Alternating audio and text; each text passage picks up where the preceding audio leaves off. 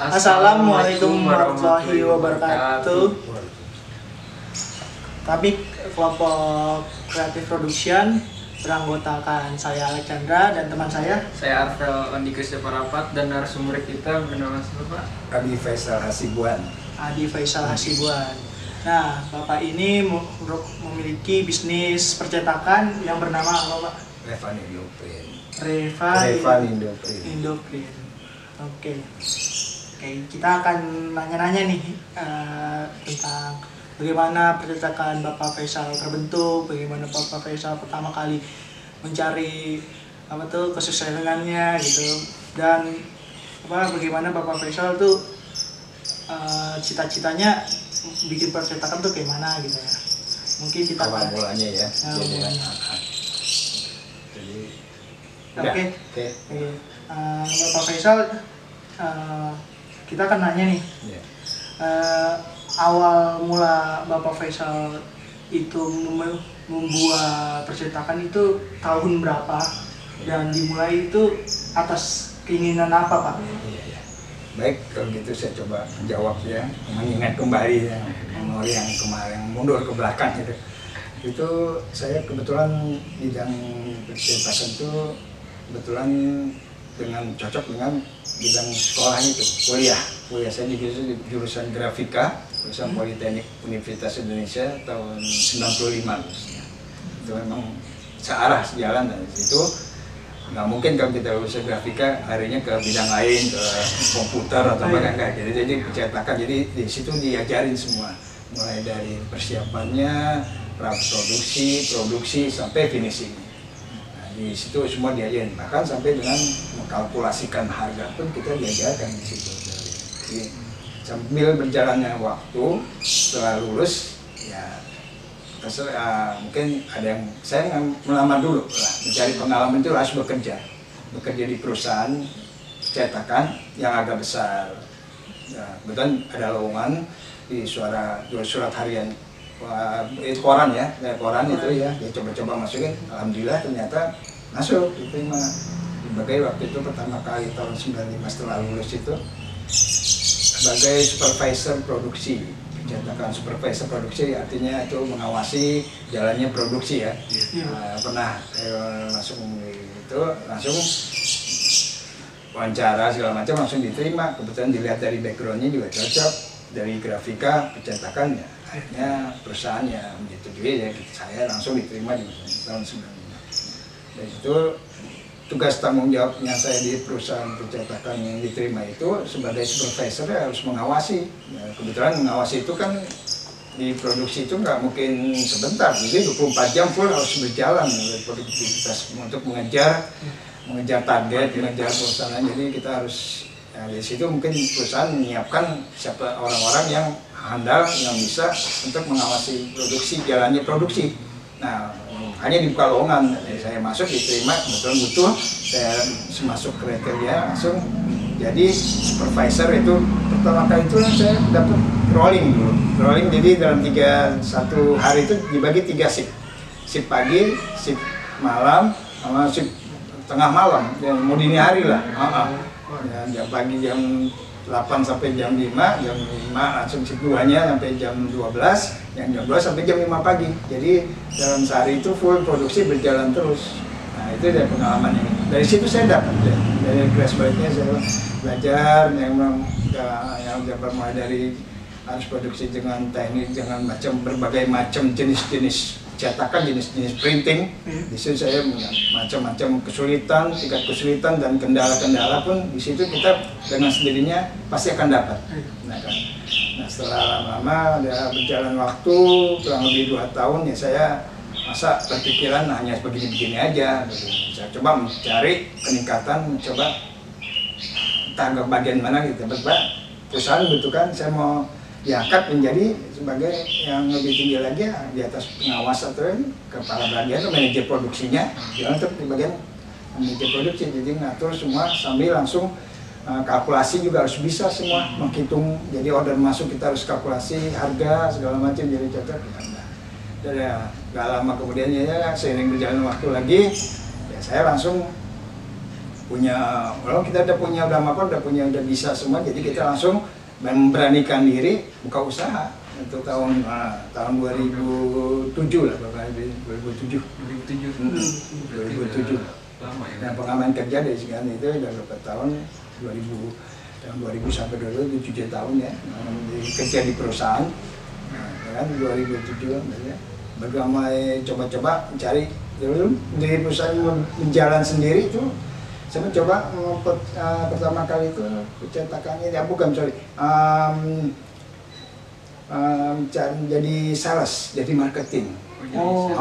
Sales marketing saya coba mengenalkan diri ke perusahaan-perusahaan yang ada di Jakarta ini, yang sebenarnya lokasi-lokasi yang terdekat yang bisa dijangkau, yaitu tepatnya di Kuningan itu perusahaan otomotif motor Kanzen.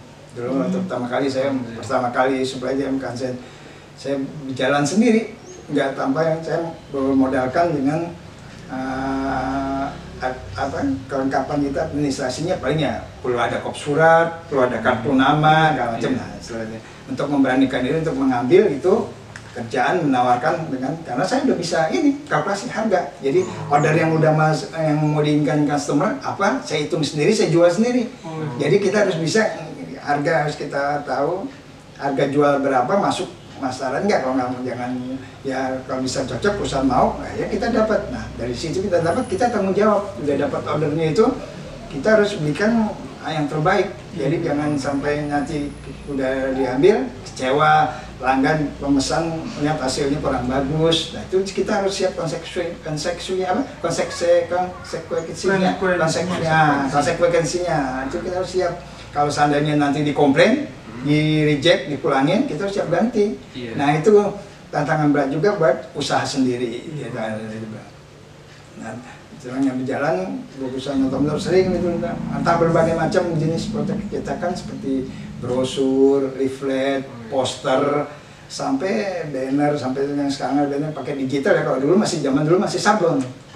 Masih sablon manual. Jadi bendera-bendera umbul-umbul gitu dikerjakan dulu pakai screen. Ya, pakai screen, jadi nggak pakai DTP, berarti udah jadi print pakai mesin, tinggal masukin bahannya aja, pakai fleksi kalau macam, dia langsung print langsung jadi. Kalau dulu pakai bahan gulungan roll panjang, potong, bikin acuan model acuannya, screennya itu langsung kita main tinta diuruk itu berbagai macam warna maunya jadi. Nah itu beda dengan dulu sekarang ya. Kalau dulu kan masih teknologinya masih belum seperti sekarang. Sekarang udah canggih, segala mesin sablon segala macam udah. Dulu tahun 2000-an belum begitu banyak, atau ada tapi masih sedikit kali. Harga masih terlalu relatif tinggi, terlalu masih mahal. Jadi kita masih cari yang manual tapi hasilnya bagus. Nah, kita langsung dapat, kita ambil, kita bisa mengerjakan. Kita kan punya sub-sub yang di daerah-daerah pencetak itu kita banyak. Usaha-usaha yang bidang macam-macamnya banyak. Kita lempar, kita cari harga berapa, masih masuk. Itu kelebihannya profit buat pemasukan kita sebagai kita pengusaha, dari profit modal berapa kita tanya harga produksinya berapa, nah kita masukin harga jual. Terserah mau kita mau sendiri mau jual naikin 5%, mau 10%, mau 20% kita makan. Ya, selagi masa customer masih harganya masih masuk akal, masih normal, masih wajar ya, masih wajar ya. Terus continue sering berjalan waktu, lama-lama terkumpul modal, saya akhirnya masa nggak punya tempat nih, begini-begini aja. Karena saya dikumpul membandingkan diri sewa tempat.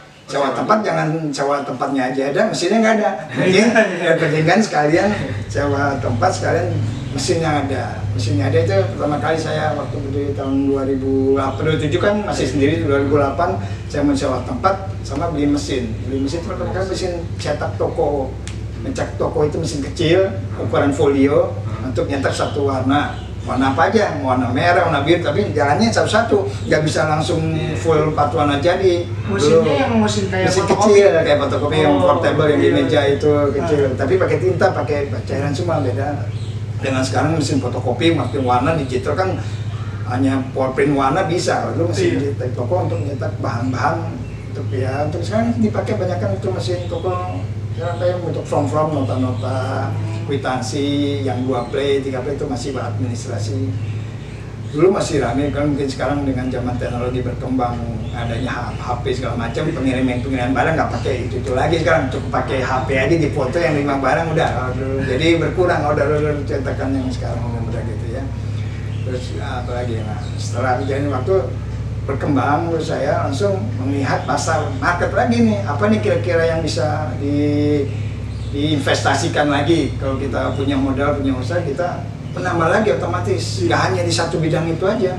Kita harus ngambil lagi, wah nih kayaknya kurang nih, seandainya baru mesin cetak doang, wah saya harus menambah ini. Dulu saya kepikiran dengan yang paling ramai dulu, yang orang masih, kan namanya bisnis kan harus lihat pasar yang saingan, jangan bersaing, belum ada kita nomor yang di duluannya. Lihat itu bikin pisau pon. Nah pisau pon itu saya langsung investasi beli mesin, nah, beli mesin.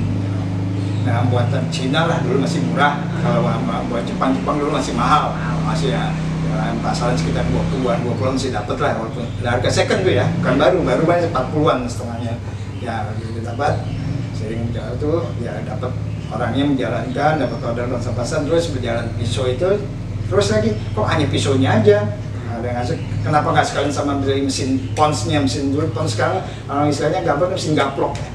Nah, mesin gaplok itu buat ngebentuk stiker setengah putus, yang di mobil model stikernya kayak apa nih, kaca, model stiker member buat masuk parkir kan dibentuk-bentuk sama kayak stiker anggota atau masuk komplek, nah itu kan dibentuk. Nah itu harus dibentuk. Nah, hanya itu aja bikin tas segala macam itu banyak. Tas juga Pak? Semua itu harus dibentuk. Jadi dari bahan setelah dicetak, setelah diproses finishing, mau dilaminating, mau dipernis, itu harus dibentuk untuk menjadi bentuk yang diinginkan. Nah, bikin tas shopping bag, bikin merchandiser segala macem lah, kayak model hanging mobil, gantung-gantungan juga itu harus dipon juga, hanging mobile misalnya, handtag yang buat di baju-baju, semua dipon, semua ya. Oke, masuk ke pertanyaan selanjutnya, kita akan menanyakan tentang target audiens nih. Pak, saya mau nanya, apa yang Anda jual ke publik sih? Apa yang dijual misalkan dari barang apa aja? Oke, yang dijual itu sesuai dengan bidang yang kita buat usaha itu, percetakan, berarti kita harus jualnya jenis-jenis yang berhubungan dengan cetak-mencetak. Ya. Cetak-cetak juga banyak ya model-modelnya, mulai dari kelengkapan dari kebutuhan kantor, kebutuhan rumah, segala macam ada, pasti dibutuhkan lah. Mulai dari kita lahir sampai sekarang sampai meninggal pun yang berbau dengan percetakan pasti dibutuhkan. Nah, mulai dari lahir kayak akte lahir ya, harus ada suratnya, itu mungkin cetak, KTP semua. Sekarang lagi kuliah nih udah selesai, udah ijazah, kan di sini hubungannya di print pasti hubungannya dicetakan juga semua. Kemudian dicetakan itu lagi meninggal, udah surat akte kematian aja semua harus ada, surat rumah juga semua harus ada, mobil kendaraan semua itu hubungannya sebetulnya nggak lepas dari percetakan. Yang hidup kita ini pasti semua ada, bisa bertolak. Nah untuk ke perusahaan-perusahaannya paling kebutuhan cetaknya paling yang buat administrasi perusahaan pasti harus ada, pembukuannya segala macam, pembukuan tertulis segala macam ada ya. Belum lagi bidang untuk promosi juga, kalau buat menjual barang macam kita harus jumlahnya cetakan harus dipakai juga, harus mencetak brosur, harus mencetak flyer, itu yang dicetakan. Terus apa cara yang Anda lakukan sih Pak untuk membantu usaha Anda supaya tetap laku? Apakah dengan memberikan diskon atau memberikan promo gitu? Kalau misalkan di akhir tahun gimana? Kalau bagi saya bahwa usaha kecil, home industry kayak gitu ya, mungkin kita sih paling ya kalau yang udah langganan yang udah pentingnya paling kita kasih diskon, kasih potongan harga hampir 10%. Tadinya dia bayar cetak bisa 20.000, tidak kurangin jadi 15.000. Dengan begitu kan meningkatkan daya minat, senang orang, jadi tertarik besok-besok mau datang lagi. Jadi nggak bakal lepas jadi langganan tetap. Jadi jangan sampai langganan kita itu pindah ke orang lain. Nah kalau udah pindah ke orang lain belum tentu dia balik lagi ke kita. Jadi kita rugi sendiri dong. Jadi ya itulah kita pandai-pandai kitanya aja bisa. Oke, apalagi kan? Nah, Upaya apa aja yang membuat bisnis Anda bisa bertahan di masa pandemi kayak gini? Oh, bisnis untuk bertahan ya sekarang ya kita sih semuanya sama ya, usaha apa-apanya sama, sekarang tinggal menunggu aja lah, nanti dari kita kan misalnya bagian jaga gawang nih, udah percetakan. Kalau dari depannya, ibaratnya dari depannya itu dari perusahaan-perusahaannya bergerak bagus maju, ada ingin membuat sesuatu yang berhubungan dengan cetakan, pasti akan larinya ke saya, akan ke kita, sebagai pengusaha percetakan di tempat ini. Pasti kita akan bisa bertahan ya kalau di awal di depannya itu juga masih bisa bertahan. Kalau dari awal di depan, dari atasnya udah nggak bisa bertahan gitu ya, merembet sampai ke bawah pun itu nggak bisa bertahan. Nah, mungkin kiat-kiatnya kita sekarang ya mungkin cari cari harga banting harga lah, harga murah, jual mesti sekarang agak ditulis, yang penting dapat dulu lah. Semua tercover, biaya produksi, biaya bahan baku, biaya produksi semua tercover semua, paling kita ambil profitnya cuma sedikit, enggak, ya yang penting adalah bertahan dulu lah, jangan sampai memikirkan sekarang besar dulu lah, ya paling itu aja lah kiat-kiatnya dari saya untuk masa pandemi, sambil kita berusaha mencari market yang lebih banyak lagi, makanya cuman ya menurut saya semuanya tentukan yang di atas juga ya. Kita berusaha juga kalau lagi kondisi begini nggak berapa ya pasti nggak. Kalau di masa pandemi kan ya Pak, berarti dari tahun 2020 sampai sekarang 2021 kan ya. Nah, itu paling parah itu di bulan apa sih Pak? Kalau itu kayak ini parah banget gitu. Paling parah itu tahun 2000 itu yang akhir 2000 ya. 2020 awal ini udah kayaknya udah mulai bergerak ini 2021 mudah-mudahan ya setelah vaksin yang mungkin datang ya ada apa ya, ada hawa yang bagus lagi, buat spirit lagi biar bisa bangkit kembali ya. Yang paling parah itu ya mungkin 2020 itu 2020 akhir akhir 2020 itu kayak sepi gitu. Itu udah benar-benar lama. Sebelum baru ini udah mulai bangkit lah. Berarti masih pada parno kan? Semua corona. Masa pandemi berarti Bapak itu perusahaan libur nggak? Ada libur berapa bulan mungkin atau enggak maksudnya enggak? Libur totalnya enggak. Ya, sesuai dengan PSBB yang kemarin diajukan sama gubernur yang Pemda DKI itu kan, kalau memang dikontrol ya, harus ada merata, harus dicek, diperiksa pada Pemda itu monitoring di mana perusahaan yang melanggar itu kena sanksi. Nah, untuk menghindari itu paling yang kita ya tutup dulu, nggak buka, walaupun hanya tutupnya pintunya ditutup tapi dalam produksi. Dan itu pinter-pinternya kita ke dalam, tapi jangan sampai berumur, ngumpul, masih ada tetap produksi harus jalan. Kalau nggak berjalan produksi itu ya nggak bisa, di mana mau makan, di mana mau itu ya.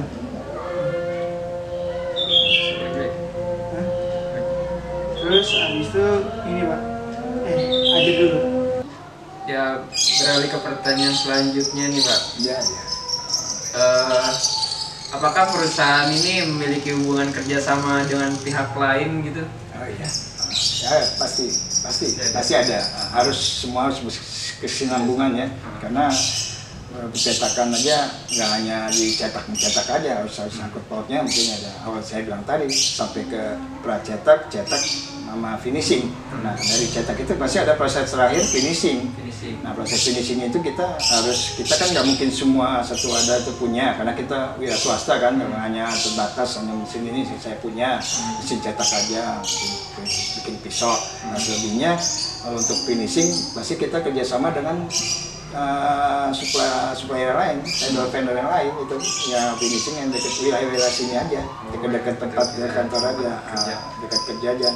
Yang biasa udah dia punya alat yang seperti memadai ya, finishing ya, mungkin proses laminating, proses vernis itu ya, proses mengkilap di cover majalah itu kita kan itu cukup besar, investasinya kita nggak ada, kita lempar keluar yang kita punya, karena kan kita terbatas tengahnya itu aja mungkin ya semacam finishing lainnya mungkin di proses jahit. Ya itu udah nggak punya alatnya sendiri di sini, ya pasti lempar keluar. Begitu juga mereka nggak punya alatnya, itu pasti kerja sama, saling mengisi. Ya. Apa lagi? Berarti ini nggak apa kalau misalkan itu ada ini nggak Pak? Kalau kan klien nih klien minta produknya kayak gini nih bentuknya, itu ada itunya dulu nggak Pak? Waktu kayak janjian dulu, misalkan produknya apa, ntar mau di print gimana gitu, ada nggak Pak? Yang biasa di sini tuh klien datang itu bawa contoh, minta tolong dihitungin harga berapa, misalkan gitu ya, pengen tahu ya. Soalnya kan dia datang itu bawa model, bawa order itu paling ya dia pengen tahu, dia lempar, dia cetak kemari ya pengen tahu harganya dari sini berapa, dia nanti buat ngejual lagi atau buat kebutuhan kantor kita nggak tahu ya. Itu pasti kita harus hitungin lagi, kita harus kasih gambarannya sekian. Setelah kita hitung, kemudian waktunya dia pasti nanya pelanggan berapa lama kira-kira jadinya.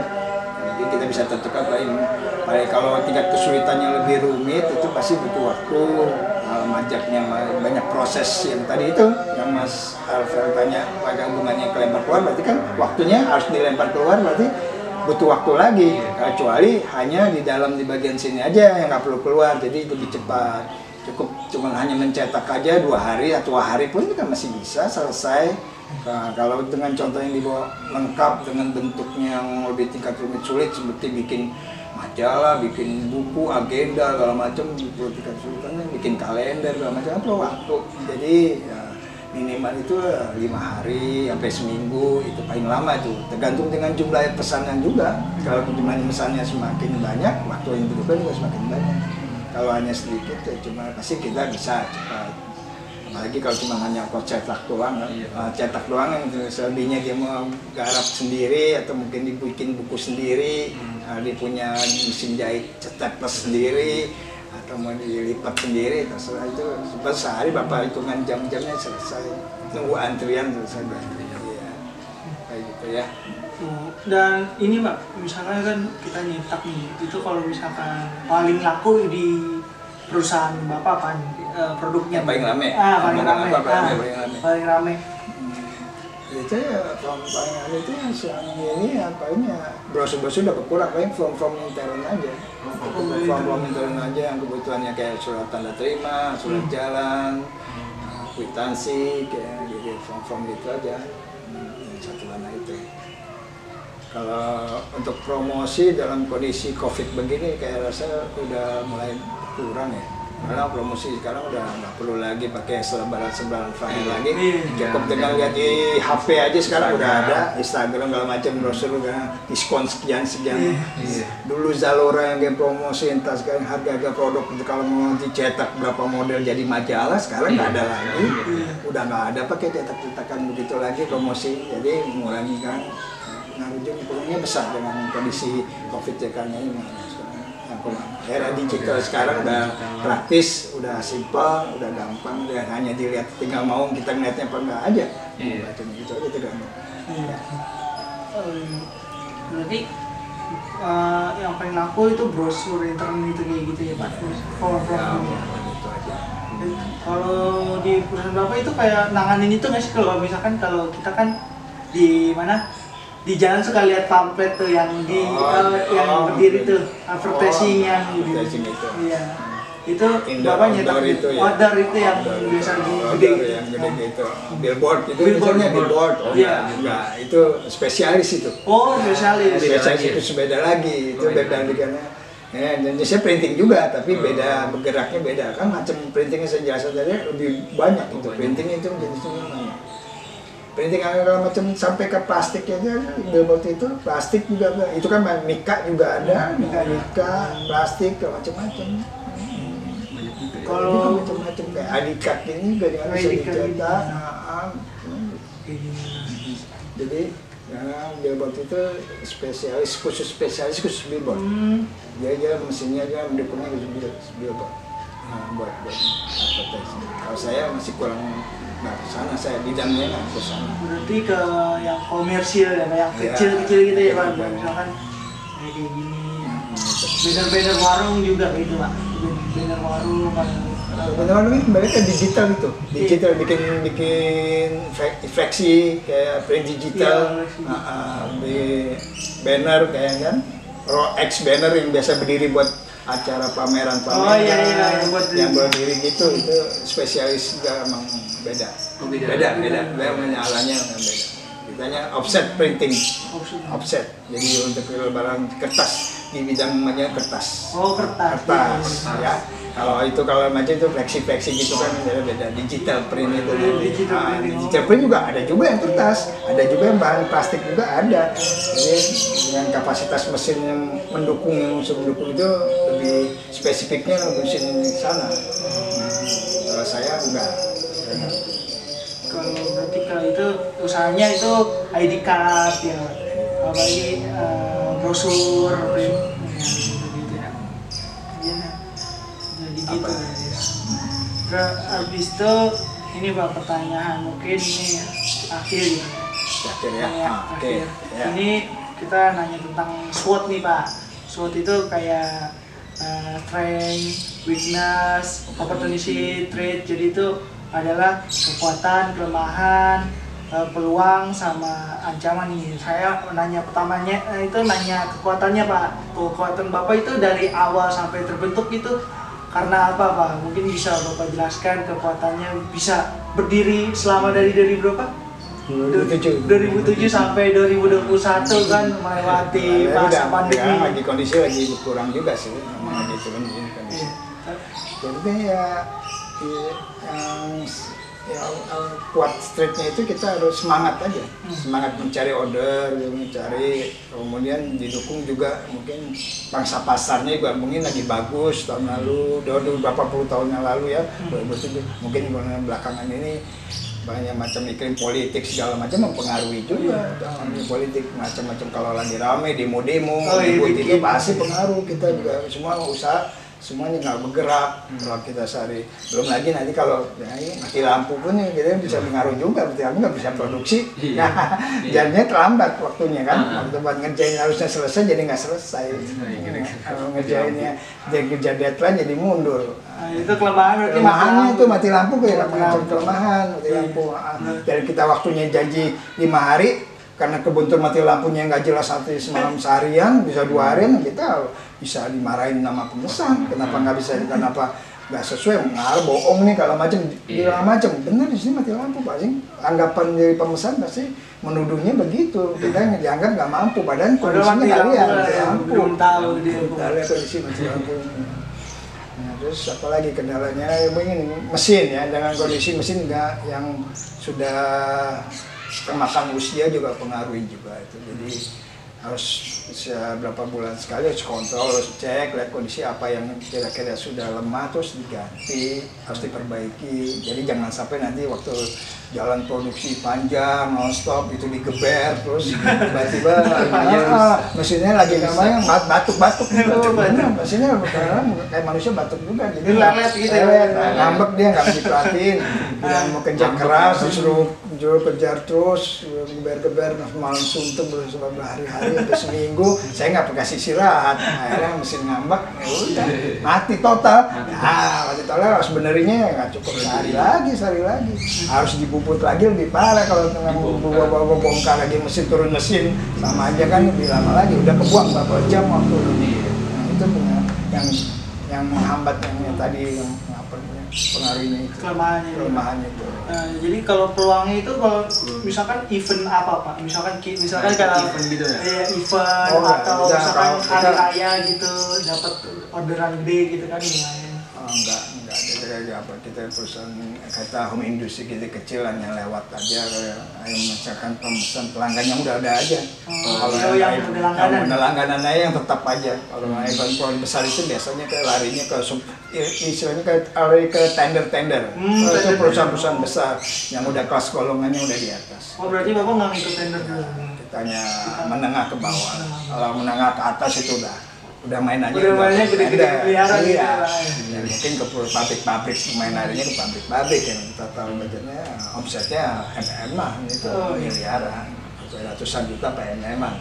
Nah, kita ini Berarti kalau misalkan peluang, maksudnya bisa aja peluang ini Pak, kalau saya nanyanya, ini kan kalau tahun baru gitu kan ada apa sih kayak ini nih, apa namanya, kalender ya. Iya, kalau kalender ya event-eventnya paling ya tahun sekali gitu. Dari langganan juga kadang-kadang mau bikin kalender, minta harga, ya kita layanin. Kalau harga masih masuk dengan dia pesan, kita dapat. Jadi gimana Pak? Ada nggak sih hambatan-hambatan dari perusahaan Bapak ini gitu? Oh iya. Entah dari pesaing atau dari karyawan gitu. Oh iya, pasti ada. Setiap usaha apapun ya pasti ada hambatannya, pasti ada ya. Nah, hambatan tetap dari diri kita sendiri apa dari orang lain itu pasti ada. Ya dari orang lain yang ada, dari luar lingkungan pun orang lain itu pasti ada. Nah, di dalam diri sendiri kita sendiri lah dulu itu kita kurang kontrol atau kurang mengawasi kerja anak buah, itu pengaruhnya. Dari segi anak buahnya sendiri itu Bu, jadi kerja juga nggak on time, nggak semangat, nggak teliti, kurang kontrol, itu yang maksudnya kurang kontrol ya, jadi mempengaruhi daripada hasil yang diinginkan. Yang tadinya kita melihat hasilnya bagus, tiba-tiba dia kurang kontrol, hasilnya amburadul, jelek, jadi kecewa, salah cetak, bisa jadi ya. Jadi itu mempengaruhi, jadi customer atau pelanggan jadi mikir dua kali, dan begini gimana caranya. Jadi nuntut balik kerugian, kembali aja ke kita sendiri yang rugi. Ya.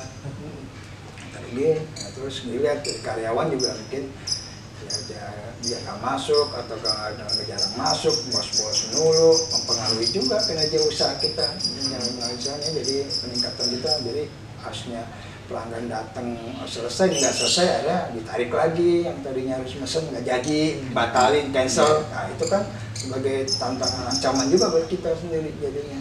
Wah ini nggak bisa begini, jadi semua itu kita sendiri ya sebagai owner yang harus bisa melihat, bisa menilai, bisa mengetahui, bisa mencari jalan keluar gitu. Ya. Penutupnya Budi segitu dulu dari wawancara kita bersama Pak Adi Faisal yang mempunyai perusahaan pencetakan offset printing. Jadi berarti pengalamannya Bapak Faisal ini lumayan terbentuk lah ya dari 2007 sampai sekarang. Meskipun kecil. Tapi Bapak Faisal ini udah berani gitu, berani memulainya dari awal gitu. Keberanian, lihat pasar, ini ya kesimpulannya. Iya, kesimpulannya begitu. Harus mencari pangsa pasar, harus bisa pintar-pintarnya kita mencari jalan, mencari market. Nah, itu lagi ya, jalan pintar kita harus kondisi harus kuat. Ya. Ya. Terakhir Pak, ini mungkin petua dari Pak Faisal nih, yang mungkin kita misalkan pengen mulai usaha gitu. Usaha apa sih? Misalkan kita kan takut atau gimana, labil. Petuanya apa gitu? Petua dari Pak Faisal gitu. Ya paling enggak kita harus berani ya. Yang penting itu kita harus berani. Kemudian selain berani kita harus menguasai sendiri juga kepandaian keilmuan kita harus tahu ya, semacam kayak saya mulai dulu saya intinya apa nih yang saya harus bisa ngitung dulu. Kita mau ngejual, kalau kita nggak bisa ngitung di percetakan percuma. Nah kita ambil bisa juga sih, kita ambil nanti kita bawa lempar, nanti saya hitung besok deh Pak, saya kabarin harganya, itu juga bisa. Pandai-pandainya kita trik gimana cara bicara meyakinkan orang itu harus bisa, itu meyakinkan orang. Nah kembali lagi itu saya kuasain dulu lah ilmu dalam bidang percetakan, jenis-jenis macam cetakan sebelum terjun ke lapangan. Tambah kalau terjun ya kembali ya harus kuat ya modalnya terutama. Kembali lagi itu mah intinya modal juga harus yang semakin modalnya kuat mungkin usaha ya makin bagus, makin banyak mesin yang dibeli semakin besar, modalnya harus besar, jalan. Lainnya insya Allah sambil jengingin waktu berjalan. Kita mikir alatnya mau kemana nih, mau bergerak cetakan yang macam-macam ya, cetakan yang mau dari kecil, menengah sampai besar nggak ada. Yang kecil kan semacam bikin screen, sablon, zamannya dulu ya konvensional dulu, murah itu biayanya, mesin cetak kecil-kecil. Toko juga mesin bikin sablon kartu nama yang tadi ya, bikin murah. Kemudian menengah ya mesin cetak offset, mesin nominal 50 sampai 100 juta, sampai 200 juta mesin menengah. Kalau udah tingkat tinggi ke atas, udah nilai udah nilai miliar, udah mesin gede di digital ya sekarang yang perlu yang tapi ya semua arahnya tergantung kita kuatnya gimana, modal kita ada, kita mau arahnya kemana bergerak, tinggal jalan dan nggak perlu modal dulu, insya Allah pelan-pelan bisa sambil jalan. Yang penting jangan lupa ini order yang penting. Order yang penting kalau kita usaha ini, kalau kita nggak dapat order ya kita susah berkembang, nggak berjalan jadinya. Untuk mendapatnya order ya kita harus cari, cari pelanggan gitu. Nah, cari pelanggan juga dengan kondisi begini juga susah juga. Bersaing lagi. Kembali sekarang bersaing. Udah cari pelanggan kita harus lagi. Tantangannya harus bersaing. Kasih harga murah. Murah cuman pas-pasan nggak dapat ongkos buat apa? Kemudian kita nggak dapat untung, dapat cuman hanya capek doang. Ini nggak ada agak lebih yang buat yang lain segala macam, buat cover segala macam ya. Kecuali ya dikit-dikit agak banyak, kalau hanya cuma kondisi cuma dikit-sedikit masih bisa, kalau banyak masih bisa ya. Itu aja paling dari saya, semoga adik-adik ini udah terus kemudian arahnya tercetakan ya, main-main lah, banyak-banyak lihat tukar pikiran arahnya. Samping harus didampingi sama yang sudah orang cari order cari makan ke perusahaan aja dari lulus kuliah kan coba belajar, ikutin aja dulu yang sudah senior. Jadi didampingin mencari gimana cara komunikasinya, bagaimana menawarkan barang ke customer. Ini Pak saya bisa bikin ini, ya kira bapaknya enak. Jadi meyakinkan itu harus bisa. Nah, setelah itu berjalan dilepas kita dapat, nah kita bisa ngitung kalkulasi, kita bisa jual, harga kita dapat bisa jual. Cari ilmu. Yang penting yang ilmunya dulu ya, nggak usah terburu-buru, masih jauh umur juga masih macam. Apalagi nanti kalau didampingin udah punya modal harus didampingin dua sama yang udah dapat. Saya rasa itu ya jalan Mas. Jadi gitu tuh petua dari Pak Faisal. Jangan takut. Habis itu nyari harus amanah ya Pak. Terus habis itu nyari pengalaman begitu. Jangan takut dah. Harus berani, harus semangat. Sekian dulu dari wawancara kita bersama Pak Faisal. Saya Alex Chandra. Saya Arveloni Kristio. Dan Pak Adi Faisal Hasibuan. Adi Faisal. Ya. Nah, sekian dan terima kasih yang sudah menonton, juga makasih ya. Bye bye, wassalamualaikum warahmatullahi wabarakatuh. Akan jempol ya. Oke, sip.